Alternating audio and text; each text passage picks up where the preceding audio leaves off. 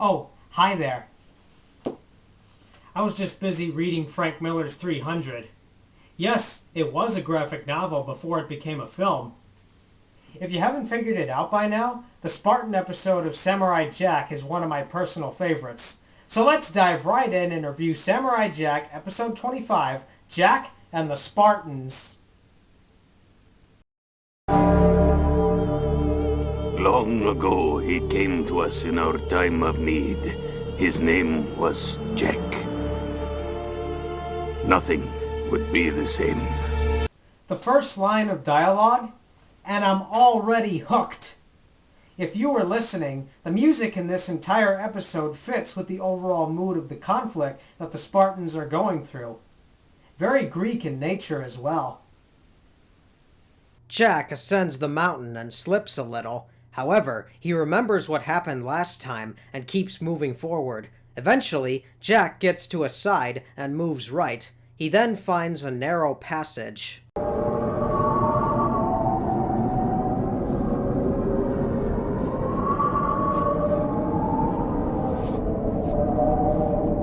The sense of claustrophobia is strong in this passage. The wind only adds to the atmosphere as well. If you thought that the climb with the monks was dangerous, this tops it by far. Jack reaches the end of the passage and makes a discovery upon climbing a little more.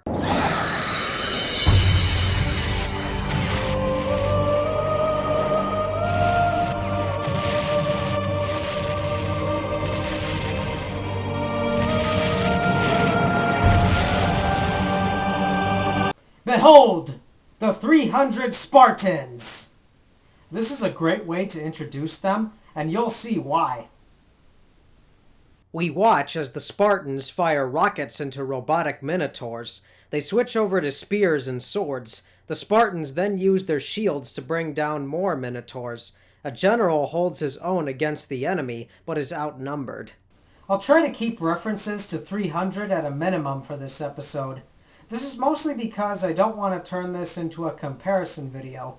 But keep in mind, this episode premiered in 2002, 5 years before 300 came out. Say, I think we should see how the score of 300 plays out. Take this scene, for example.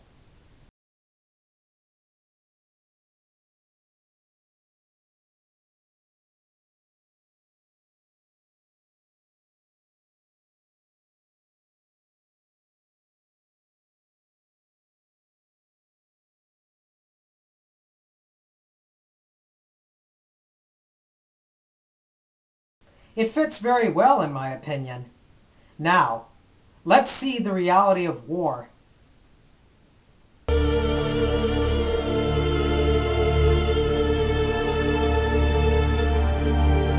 This is a great scene because it shows that the soldiers have been through much and that war is brutal to the core. The helmets also act as faces since you can see the expressions on them. The emotional investment here is strong. Now, who's ready for the introduction of King Leonidas? If you said yes, here you go.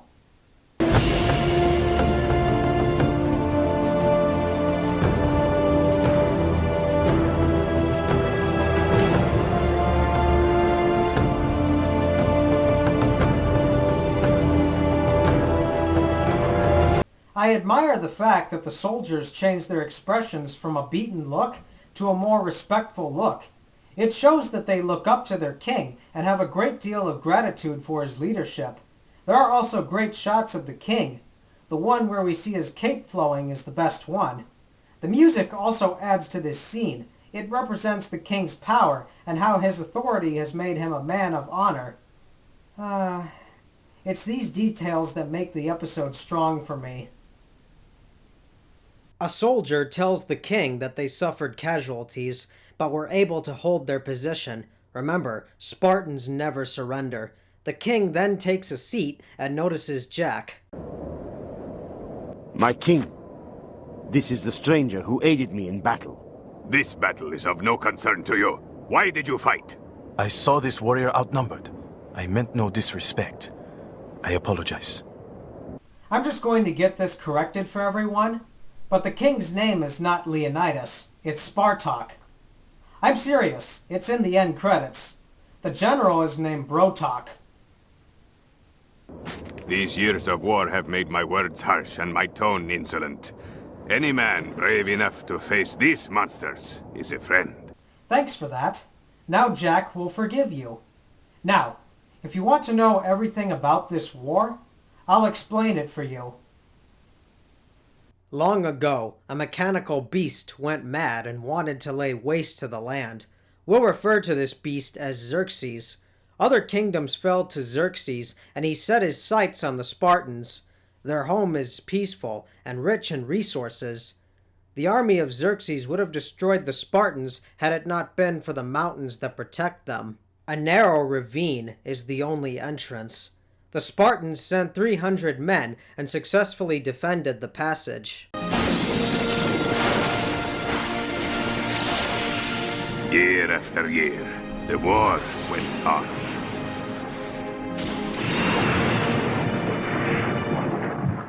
This is just like the Battle of Thermopylae, which is an actual historical battle that took place in ancient Greece around the year 480 BC. What? I paid attention in history class. As years went on, the war continued. The battles even started to turn into a stalemate. The army brings their fallen back for repairs.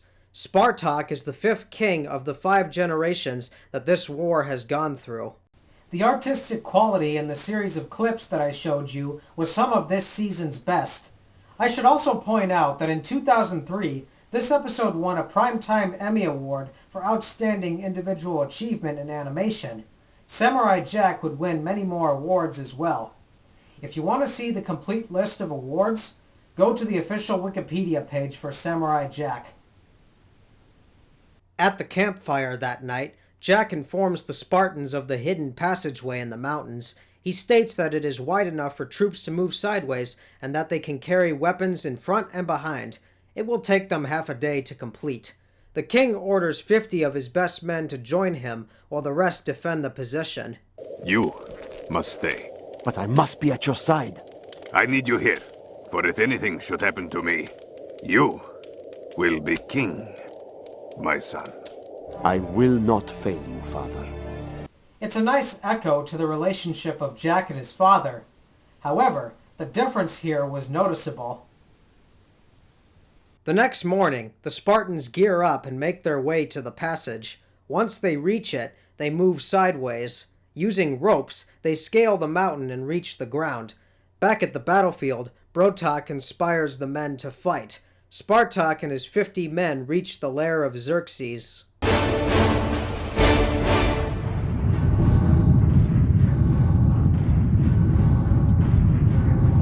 Looks like Xerxes has used his gears of war to pollute the land around him. Back at the battlefield, Brotak and his men defend the position from the army's attacks. Spartak and his 50 men then charge toward the lair of Xerxes. Porcupine! Maybe it's just me, but did anyone else feel that Spartak said porcupine instead of fortify? This was something I remember from my childhood very well. The fight continues, and Jack lends a hand. Spartak beats many of the Minotaurs to a pulp. Here's a great use of slow motion.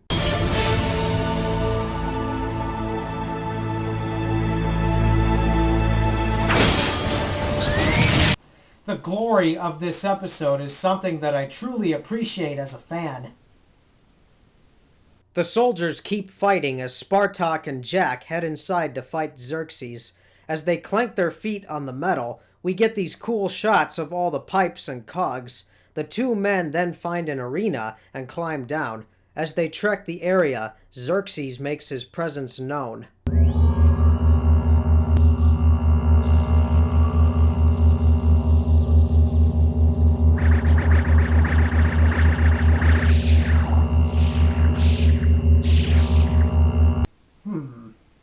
I see that Xerxes has mastered the art of stealth. The shot that you saw him in as he came down gave a sense of scale. Trust me, This creature is big. Xerxes attacks with his mouth and then with his tentacles. Jack cuts him and he screams in pain. Spartak's sword is then broken. I have yet to see Kratos break his blades in combat. Jack throws his sword to Spartak, and then more tentacles are cut. Jack uses the shields to block himself. Xerxes screams in pain as he has lost 4 tentacles. He clings to the ceiling and attacks with both his mouth and tentacles. Xerxes' attempts are failing, and he knocks Jack back. Spartak then delivers the fatal blow.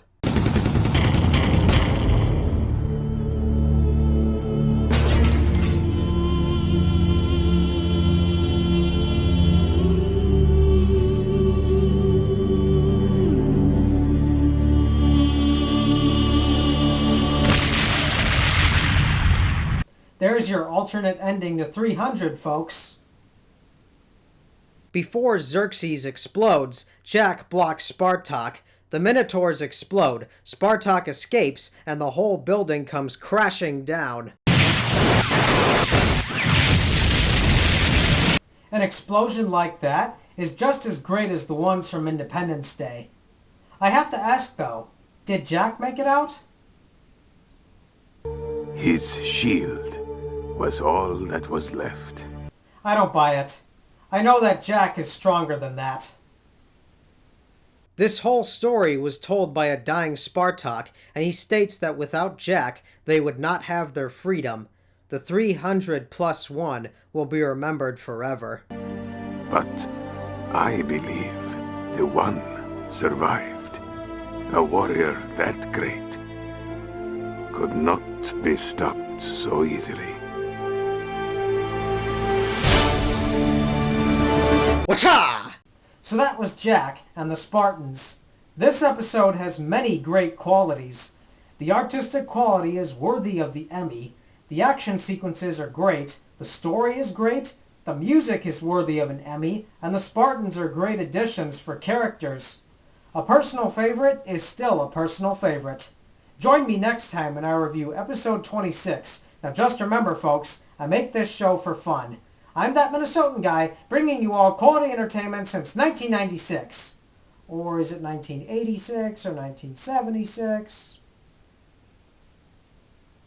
I don't know. I'll see y'all next time.